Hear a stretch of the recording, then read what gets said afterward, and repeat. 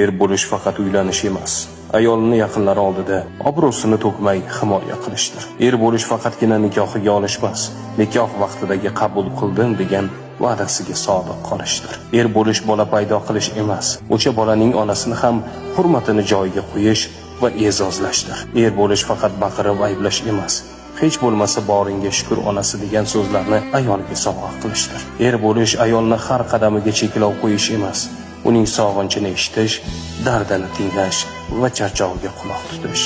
Er bo'lish ayolga doim bu seni vazifang deb ta'na qilish emas, charchadingmi, dam ol onasi deya olish. Er bo'lish bu ojizani haqorat qilish emas, so'kish, urish emas, Allohning omonati deb qarash, avaylab asrashdir. Allohning omonatini asrayotgan, ayolining ko'z yoshiga emas, kulgusiga sabab bo'layotgan erkaklardan Allohim rozi bo'lsin. Er bo'lish oson, erkak bo'lish qiyin.